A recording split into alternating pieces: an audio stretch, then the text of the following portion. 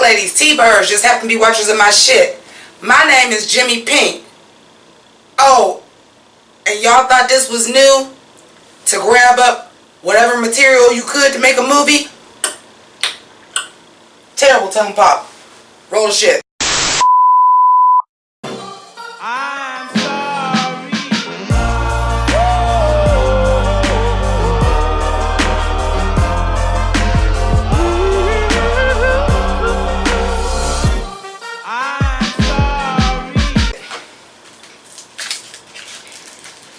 So, thank you so much for joining me on this very special episode of Netflix Reviews. Today we are talking about Sierra Burgess is a Loser.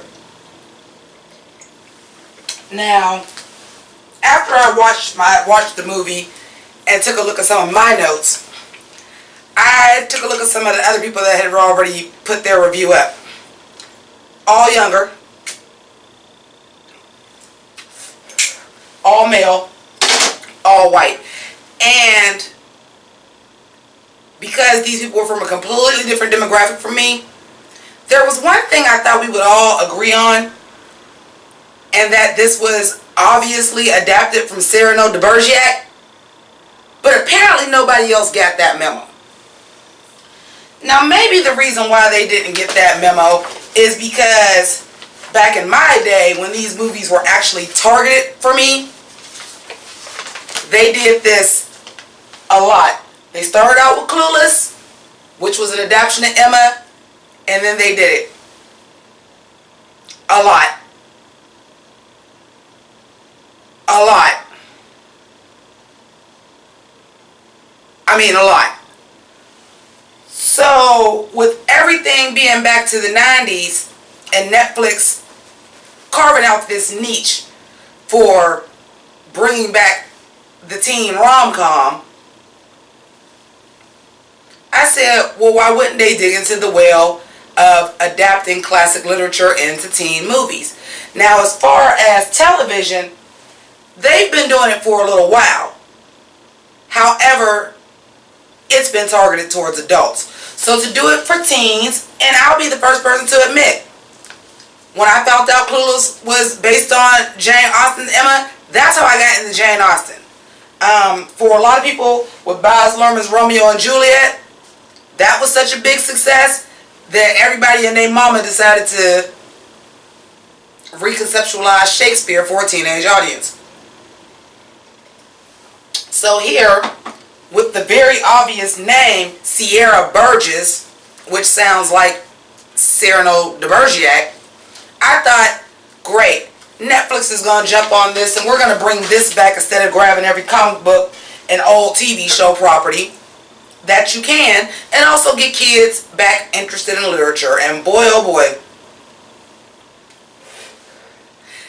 as far as this being a Cyrano readaptation, it really missed the mark.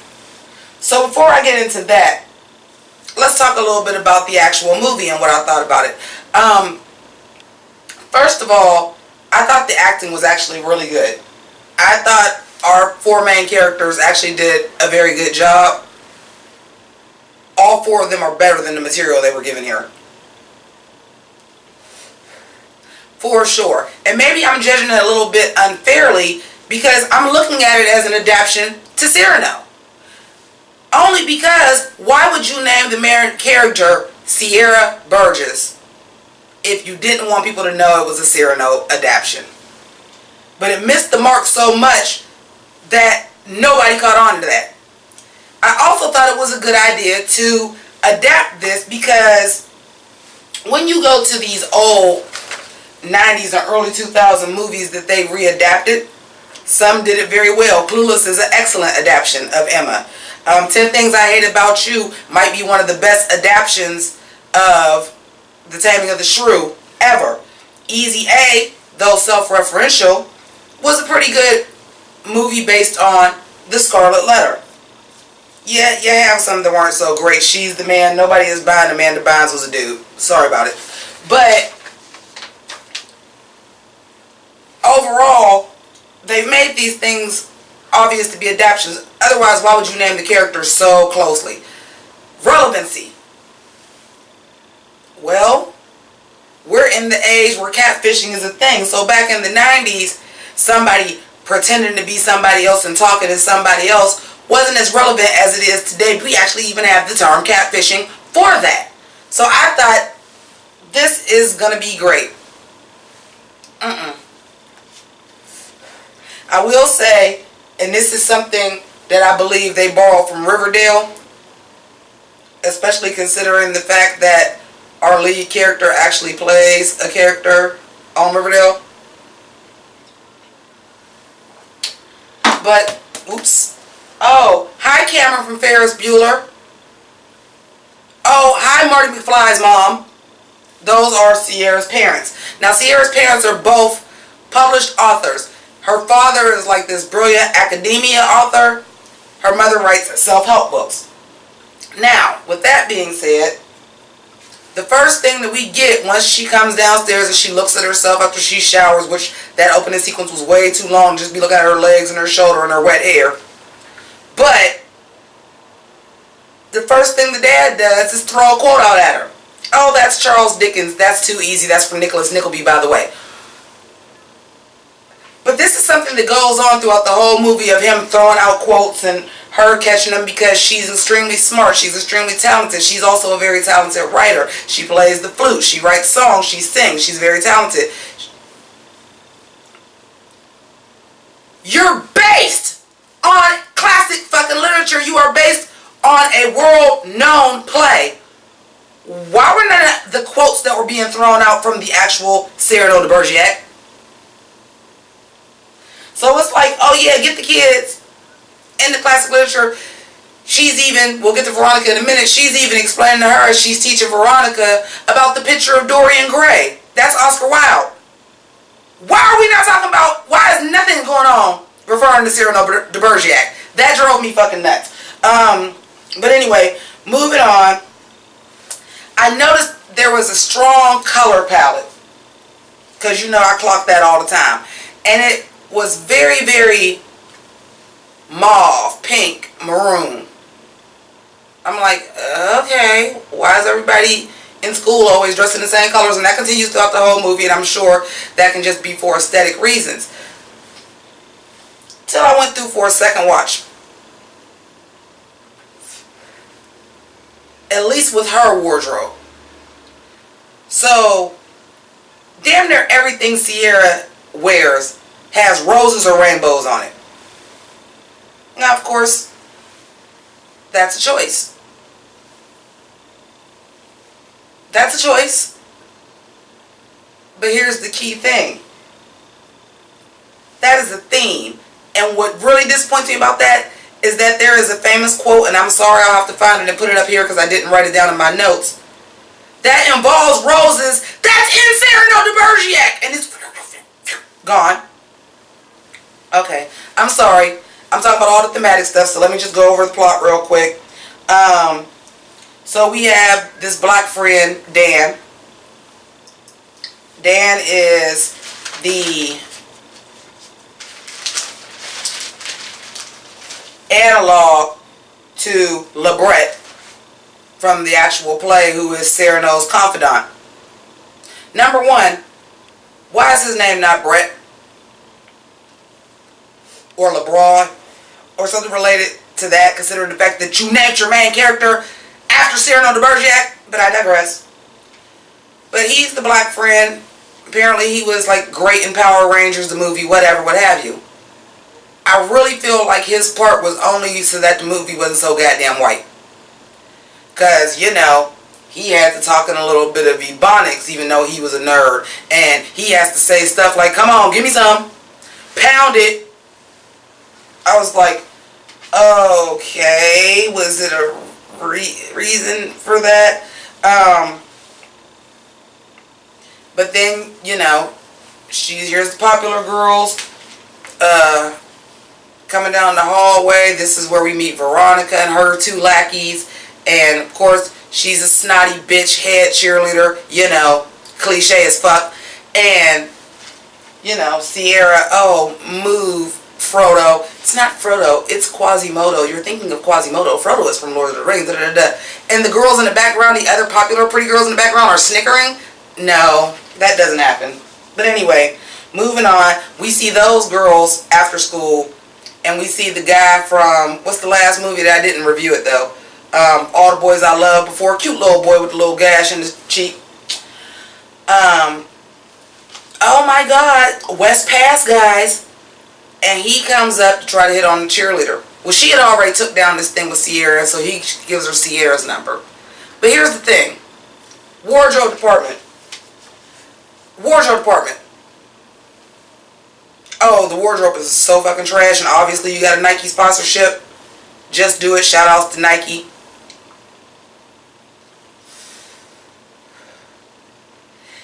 Instead of him having on a Letterman jacket so we can identify him as supposedly being a jock, even though he's hanging out with two archetypal nerds, or nerdy looking. You got a chubby guy and of course a guy with long hair that's non-white. Instead of them getting him a Letterman jacket, he was the only character that had to have one. He literally has on a navy blue and gray bubble vest. Sorry, a quilted vest with craft store letters that say WP. Bitch! Really? Really? Really? And then make it so bad is later on, when we get to, like, the end of the second act, basically, which actual scenario, Cyrano is in 5, but we get to the end of the second act, basically, and there's a character that gets off the bus with a Letterman jacket on. And they use that jacket. Oh, it's cold. Let me get you a jacket later on. So we see this bootleg ass jacket that's supposed to be his Letterman coat. Again, I'm like, that is horrible. Fire the costume designer. I know y'all on a budget, but come on. I paid $11 for my Riverdale coat. You could have at least got that and took the R off. Something. But anyway, so this is how this all starts. But he doesn't recognize that, you know, he has the wrong number. She does immediately. He sends a selfie. Oh my God, he's hot. And we text messaged all night. But he thinks I'm somebody else. We don't find out who he thinks she is till a little bit later on. And then, of course, it's Veronica. Some of the things that I do want to highlight that I thought was good. The tension in the scenes of them texting and trying to figure out what to say to each other, and that grabbing the phone real quick because your phone went off. Like, that was all done very well. The cinematography is done well. And outside of the cheapness of the wardrobe on that Letterman jacket, as far as the color palette, and again, her always having on the roses, because that's a plot point here, is that he calls her a rose when he thinks he's Veronica. She's beautiful. She asked him what kind of flower would he be, and he says a cactus. Is that a flower? Does that count? I think you're a rose, the queen of all flowers. You're so beautiful. And then at the end of the movie, spoiler alert, I don't know why you're watching this if you didn't watch the movie. At the end, she writes this song called Sunflower, where she said, maybe if I was a rose, you'd pick me, but I'm a sunflower.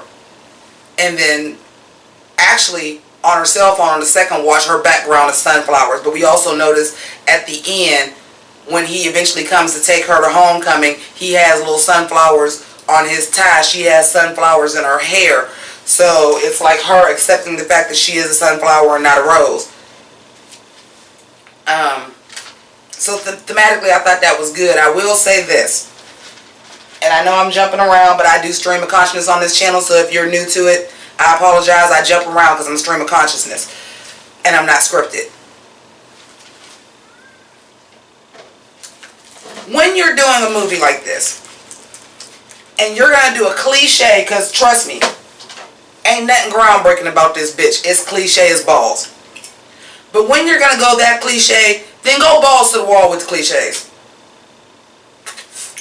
What I mean about that is this. We see her and Veronica are basically enemies at the beginning, which is not how the original Cyrano works at all. The original Cyrano, the guy that Cyrano was writing the words for and talking to the girl as, actually was in love with the guy. well, excuse me, was actually in love with the girl. We're gender swapping. Again, we're gender swapping. How about if you want to be Cyrano, why is the guy's name Jamie? Because the girl's name was Roxanne. Why not Rocco? Rocky. Roxanne. Xander. Rockwell. Jamie. Don't know where the fuck that name came from. Nobody's name is like an analog of the character that they're an analog to. Except for Sierra Burgess. That's why I said this fails. Because if you're going to do an adaptation, do it all the way or don't do it at all. Or do something and completely scramble the names. But them being enemies and they have to work together because Veronica wants her college boyfriend, Spence, who said she's not smart enough for his college students. Bitch, you a freshman in college and y'all just got there. Clearly if it's football season here, you just started being a fucking freshman. You ain't even through a semester yet. You ain't fucking smart neither, motherfucker. Anyway, but we find out later that was just his ploy to neg her into getting some booty, which was such a throwaway, raggedy ass plot. And then we don't even know because Spence ends up breaking over again through DM. But wouldn't that have had more impact if we would have known if A, she actually did let him have sex and he did that, or B, she was like, no, I'm not ready to do that, and then he dumped her because of that? We don't get any of that. It's just, oh my God, Spence dumped me again, and she runs up to Sierra and cries as Dan is like, oh, we're not friends anymore because you're too busy with Jamie and Rebecca, and I don't even know who you are anymore. Veronica, not Rebecca. But it's all over the place as an adaptation, and actually the storyline is all over the place because you're introducing little B plots that you're not finishing up on. Okay, anyway, going back. So we see Chrissy Metz as Veronica's mom. Now here's the storyline we really didn't need. And why I'm saying this is where the story really falls apart for me. So when Veronica and Sierra team up, because I need you to pretend to be dating this guy I'm talking to because he thinks I'm you. But I can make you smarter to get your college boyfriend back. So they team up. She goes to her house. Here Chrissy Metz is the mom. Chrissy Metz is so worried about her daughters being pretty and popular and getting a man and keeping a man because their dad left her for a 22-year-old, and she feels like it's because she got big and out of shape. So with that being said, wouldn't Veronica be a little bit more sympathetic to Sierra? And also, y'all so goddamn scared after Insatiable to fat shame that they never mention the fact that Sierra is big. No pun intended, they don't want to talk about the elephant in the room. Do you know how hard it is to be a teenage girl and look like this? Well, it's not your looks. Some makeup can fix that. Some better clothes can fix that. So it's got to be your size, right? So I didn't like that. The other thing I didn't like, and again skipping around and I apologize, is how do you go to homecoming and you and the most popular girl in school, cheerleading captain, she's supposed to be the most popular, the most beautiful girl in school, all we see her do is like, well, at least let me pluck your eyebrows. But when it's time for her to go to homecoming, she's still looking homely. There's a shot where she has nail polish remover and nail polish in her room. Bitch never have on nail polish in no part of the fucking movie. Like, if you're going to be cliche, be cliche. So if these people from the two opposite ends of the spectrum become friends, it cannot just be Sierra is making Veronica a better person. Some of Veronica has to rub off on Sierra, and Veronica has to tell Sierra, you know, you are beautiful, you're just not bringing it out. I mean, damn, the 40-year-old virgin got that. the 40-year-old virgin got that part right. So the fact that she was still homely and didn't have on makeup and had on the ugliest dress of fucking sin when she was going to homecoming,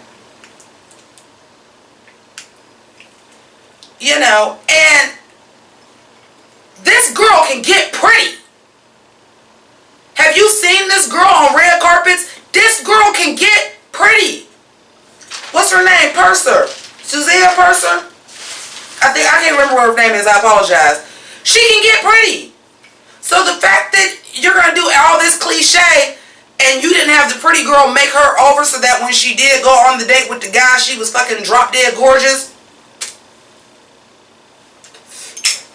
Especially since that's like the only thing that your mother taught you how to do. Because really, you can't offer Sierra nothing. She's offering you everything. That's the only thing you can't offer her back. I cannot believe you're going to be this cliche and you skipped out on that. There are some nods to Cyrano though. Like when she's talking to him on the phone and it's her voice, she's under the blanket. That's alluding to the fact because Cyrano was talking to Roxanne from the shadows. Something clever I thought it was is when they were doing, she was talking from the other side of the laptop and she was just repeating everything and he was like, oh, it's a lag. Like, there's clever stuff in here. I don't want to just beat up on it. It's clever stuff in there and I tried to watch it through a second time without looking at it as a Cyrano adaptation. But because you named the fucking movie Sierra Burgess, I can't. You made it fucking obvious that it's supposed to be that. And as an adaptation at the worst, it's a weak adaptation at the best. It's a reimagining about the truth of cats and dogs. Let's call it the truth about sunflowers and roses. And of course, what's a young adult movie anymore without somebody got to fucking sing, even though she could sing. She had like one line singing at the, that was a plot point on Riverdale because she wanted to be the lead because she could sing. Shannon Purser, that's her name. And Shannon Purser can actually sing. She sounded better on the Riverdale musical than she did on this song they had her sing, but she can sing.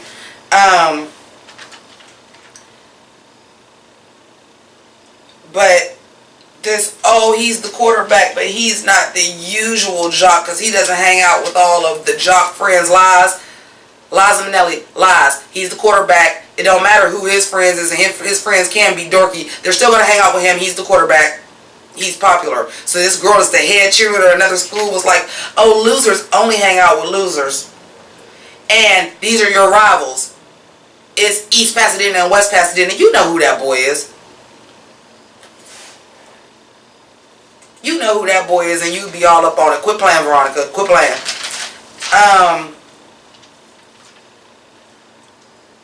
You know what? This scene where they swapped out so Sierra could kiss Jamie.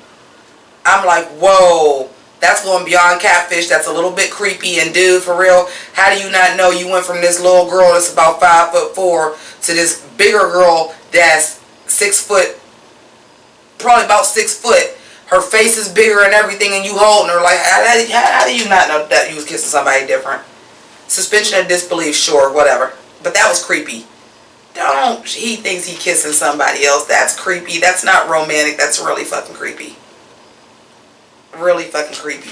Also, the scene where you're not good enough to get in the standard, however, your parents are famous fucking authors and you're a legacy and you have straight A and you almost have a perfect score on the SATs. But that's not enough to get you into Stanford. Yeah, it is.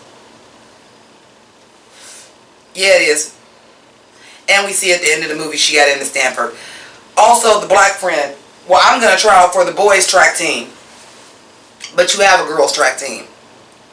It's not like you tried out for football or, again, to borrow from another adaptation, She's the Man, where you got to go out for the boys soccer team at this school because there is no girls soccer team. That was a stupid plot point.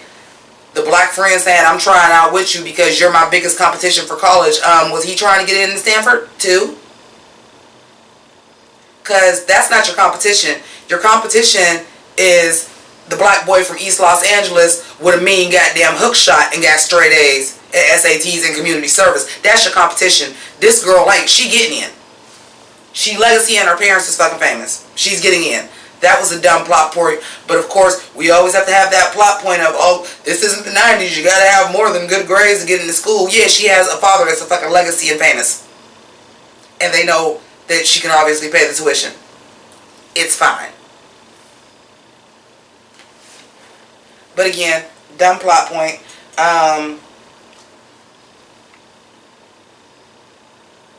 She's supposed to be deaf. That part, because the brother was deaf. The brother was there just to be a throwaway gag. Oh, I'm hanging out with my little deaf brother so that she can come up to him and dance like, oh yeah, this is Sierra. This is my adopted sister. She's deaf. Oh, whoops, he's deaf too and he knows sign language and so do I.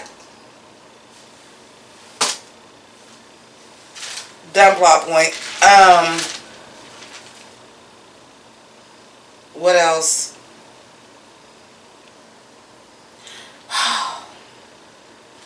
So, she sends Veronica the song that she wrote for class. Veronica, which is an analog for, hold on.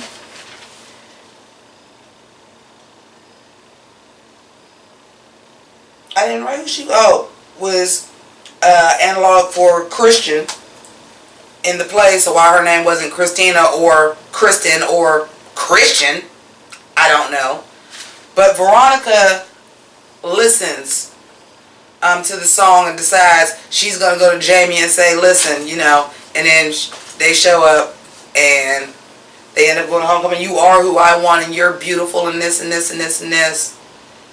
And brings out a sunflower, and that was cute. But, and again, she's got sunflowers in her hair. He's got sunflowers on his tie. He gives her a sunflower. That brings the truth about roses and sunflower. Because for real, this was more of a ripoff of the truth about cats and dogs than it was Cyrano de Bergerac. But look it up, Janine Garofalo, Uma Thurman, because I know some of y'all watching this have never heard of that movie. But it's also a Cyrano retelling. At the very end, when they do that cliche scene that we were waiting for them to get together, which we knew was going to happen. They picked this song that when the words was waiting, I was waiting for them to sing the same words because I thought it was somebody that just redid it. And they played the song from Pretty in Pink. If you leave, I will stay. Something, something, something, something. But this song sounded just like it. I'm like, really? Y'all going that fucking cliche with it, but she didn't get a makeover. So just some of my overall thoughts. I basically went over all of them except for the ending credits made famous by Animal House of what they all did after this. So of course Sierra got into Stanford. And Jimmi got a football scholarship to UCLA. And they're in a long distance relationship and they're trying to make it work. Veronica quits cheerleading. Why? Why? And by the way, y'all could have hired an actress, could have stayed on beat. She had one cheer in the whole goddamn movie and she couldn't fucking do it. She was off. But, are you implying that cheerleaders are vapid? Because I gotta tell you something. There was a girl on my cheerleading squad that was the captain my junior year that shouldn't have been, but that's a story for another time. That was the valedictorian, had the best grade point average in school. You see several of these movies where people are going for college and the head cheerleader was the valedictorian. Why did she quit cheerleading? It didn't seem like you never made it a plot point. Yeah, you made it a plot point that her mother wanted her to be pretty and popular to keep the boy, but you never made it a plot point for her to say, you know, I really don't even like cheerleading. Maybe that's on the cutting room floor somewhere. But for that to be what her is, oh, she wants to be a philosophy queen. But she quit cheerleading when you never made it a plot point that she didn't like it and she was only doing it because her mother forced her into it. Missed opportunity.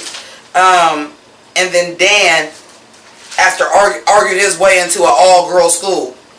But again, Sierra was his biggest competition for college, so unless he was trying to get into Stanford, And again, that was really fucking dumb. And his character was pretty fucking pointless, and I believe that he was just there so that your movie wasn't so goddamn white. Because, you know, Netflix. So overall, that's what I thought. As far as an adaptation, I thought it was not well done. As far as a movie, I thought it was cliche as balls. I really felt like To All the Boys I Loved Before was a cuter movie. It was better than Kissing Booth, though. So if you're into all these Netflix teen movies, it was better than that. And it was loads fucking better than Worldwide Cheer Smack Bring It On 6. Netflix don't do no more Bring It On movies. Eventually, for October, when I do my video a month for breast cancer awareness, I was thinking about, instead of doing which reviews to fill it in, I may do cheerleader reviews, but that requires me to get a pink cheerleading uniform, and my Patreon money, because Patreon changed some shit, just ain't coming in like that for me to afford to order a damn pink cheerleading uniform. So we'll see. But let me know what your thoughts about this movie was, if you liked it, if you felt it, if you like these reviews of me doing these Netflix movies, let me know, so if I know if I should even waste my time doing it. Give me a thumbs up and a like for still not even being all the way unpacked and still giving y'all a motherfucking costume, because a bitch cosplays for every motherfucking video. Everyone. Every review. Also, thanks to my patrons. Again, please check and make sure Patreon is taking your, if you are trying to donate, verify and make sure your donations are going through, because Patreon changed some stuff and I had a lot of declines, and I don't think it's because you guys are out of money. I do think this is something that you can look up that is ongoing with Patreon, but thank you all the same. If you don't have the money to donate to Patreon, we do start at $1 a month, but if you don't have $1 a month and you can donate something, tip a bitch. PayPal.me, that's up there. All these links are down below, as well as my t-shirts, as well as my CD. So those are all down below. And since you're down there, if you're not a Pink Lady or a T-Bird, why are you not a member of the House of Grease? Go ahead and click subscribe. While you're down there, you can go ahead and hit that notification bell so you know when all the rest of my Netflix reviews, as well as anything else that I review, comes up. Or, you know, wait for Sailor Jimmy at the end. I thank each and every one of y'all. Let's talk about it in the comments. Keep it crazy. Deuces.